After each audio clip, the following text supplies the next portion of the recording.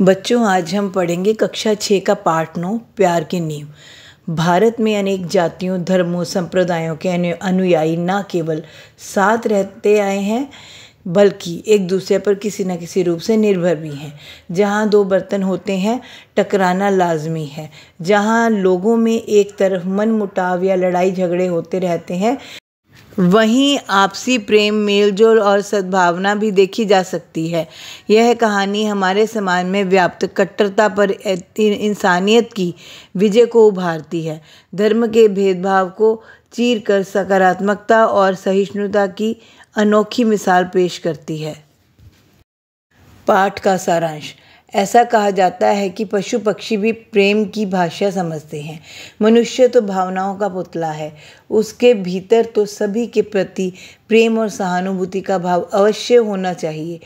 इस पाठ के मुख्य पात्र मौलवी साहब अपने प्रेम के कारण ही सांप्रदायिकता की आग में जल रहे अपने 3 शिष्यों का हृदय परिवर्तन कर देते हैं और वे तीनों उनकी जान लेने की बजाय उनके कदमों में गिरकर रोने लगते हैं। कठिन शब्दों के अर्थ: अनुराग, प्रेम, लगाव, अवकाश, छुट्टी, मदरसा, पाठशाला, स्कूल, स्नेहिल, प्रेमपूर्ण, सांप्रदायिकता की आग, धर्म के कारण भेदभाव, दंगे, आतंक, दहशत, देहात, गांव, सहज सरल, सहसा अचानक, उद्विग्नता, बेचैनी, बहुतेरी बहुत, नींव, आधार, आधारशिला, चौकन्ना, सावधान, भांति, तरह, अवस्था, हाल, आयु, संगी, साथी, अनर्थ, बड़ी हानि, आशीष, आशीर्वाद। पाठ, बोध और अभिव्यक्ति। गांव में क्या क्या नहीं था। गांव में न पक्की सड़क थी, न बिजली थी और ना ही कोई दवाखाना था। नगर की अफसरी छोड़ने के बाद मौलवी साहब ने क्या किया? नगर की अफसरी छोड़ने के बाद मौलवी साहब ने गांव में एक स्कूल खोला और बच्चों को पढ़ाने लगे। बच्चों के प्रति मौलवी साहब का व्यवहार कैसा था? बच्चों के प्रति मौलवी साहब का व्यवहार बहुत प्रेमयुक्त था। गिरधारी और उसके साथी सन्न खड़े रह गए। क्यों? गिरधारी और उसके साथी मौलवी साहब को मारने के लिए आए थे, लेकिन मौलवी साहब उन पर क्रोधित होने की बजाय उनसे प्यार से ही बात कर रहे थे, इसलिए वे सन्न खड़े रह गए। लघु उत्तरीय प्रश्न: मौलवी साहब को गांव से लगाव क्यों था? मौलवी साहब उसी गांव में खेल कूद कर बड़े हुए थे। उनके इकलौते बेटे की मृत्यु भी उसी गांव में हुई थी। मौलवी साहब को गांव से अधिक लगाव होने के यही कारण थे। मौलवी साहब के परिवार में कौन कौन था? मौलवी साहब के परिवार में उनकी बीवी फातिमा बेगम और उनका बेटा करीम था। दोनों की ही मृत्यु हो गई थी और मौलवी साहब अकेले रहते थे। मौलवी साहब पूरे गांव के कृपा पात्र क्यों बन गए? मौलवी साहब गांव के बच्चों को बड़े प्यार से पढ़ाते थे। बच्चों के गुरु होने के कारण वे पूरे गांव के आदरणीय और कृपा पात्र बन गए थे। देवी ने मौलवी साहब को गांव से जाने के लिए क्यों कहा? देश में सांप्रदायिकता की आग भड़क गई थी। मौलवी साहब अकेले रहते थे। गांव में उनकी जान को खतरा हो सकता था, इसलिए देवी ने उन्हें गांव से जाने के लिए कहा। दीर्घ उत्तरीय प्रश्न: सांप्रदायिकता की आग भड़कने पर देश का वातावरण कैसा हो गया? सांप्रदायिकता की आग भड़कने पर देश में चारों ओर मार काट और लूटपाट होने लगी। शहरों के साथ साथ गांवों में भी आतंक छा गया। मित्र शत्रु बनकर एक दूसरे की जान लेने पर उतारू हो गए। देवी के मिन्नतें करने के बाद भी मौलवी साहब गांव छोड़ने के लिए तैयार क्यों नहीं हुए? मौलवी साहब को गांव से लगाव तो था ही, साथ ही वे साहसी भी थे। उनके अनुसार डर कर भागने वाले इंसान कायर होते हैं। वे कायरों की तरह भागना नहीं चाहते थे, इसलिए गांव छोड़ने के लिए तैयार नहीं हुए। गिरधर को मूर्ति की भांति खड़ा देखकर मौलवी साहब ने क्या किया? गिरधर को मूर्ति की भांति खड़ा देखकर मौलवी साहब को अच्छा नहीं लगा। उन्होंने उसे गोद में खिलाया था। उन्होंने उससे कहा कि वह आगे बढ़े और जो करने आया है कर ले। वे उसका विरोध नहीं करेंगे। मौलवी साहब को साधारण 3 विशेषताएं लिखी। मौलवी साहब समाज के प्रति जागरूक थे, इसलिए उन्होंने गांव की भलाई के लिए गांव में स्कूल खोला था। वे बच्चों से बहुत प्यार करते थे, इसलिए उन्हें प्रेम से पढ़ाते थे और कभी डांटते नहीं थे। वे साहसी थे, इसलिए जान का खतरा होने पर भी कायरों की तरह गांव छोड़कर नहीं गए। अर्थ ग्रहण संबंधी प्रश्न, उचित विकल्प पर सही का निशान लगाइए।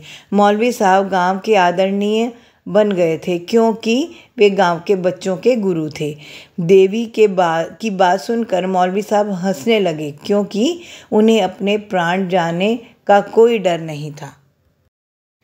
आदमी का प्यार क्या पानी का बुलबुला है जो ज़रा सी देर में फूट जाता है। पहला है, यह कथन किसने किससे कही। यह कथन किसी व्यक्ति ने किसी अन्य व्यक्ति से नहीं कही। यह बात मौलवी साहब अपने मन में सोच रहे थे।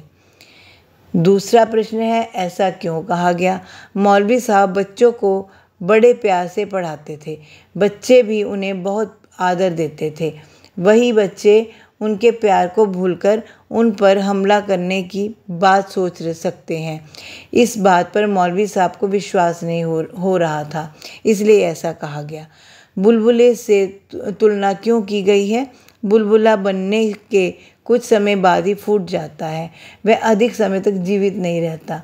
मौलवी साहब के प्रति गिरधारी, लीला और पंचम का प्यार और सम्मान भी अचानक समाप्त हो गया था, इसलिए उनके प्यार की तुलना बुलबुले से की गई है।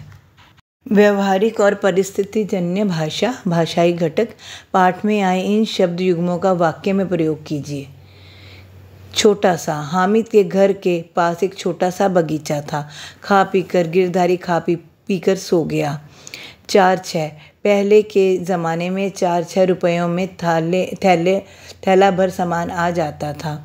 ज़रा सी, सोनू और मोनू ज़रा सी बात पर लड़ने लगे। इधर उधर, साइकिल चलाते हुए इधर उधर मत देखो। आगे पीछे, बिल्ली बार बार आगे पीछे देख रही थी।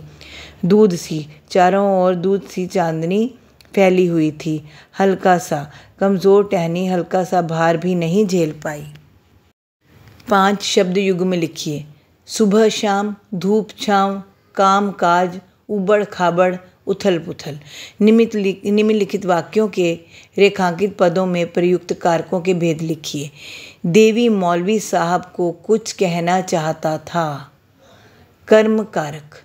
हाथ उठाने की बात दूर रही। संबंध कारक। उसी गांव में एक मदरसा खोल दिया। अधिकरण कारक। गिरधारी एक कदम और आगे बढ़ा। कर्ता कारक। मौलवी साहब आप यहाँ से चले जाइए। संबोधन कारक। करीम उनसे हमेशा के लिए बिछुड़ा था। अपादान कारक।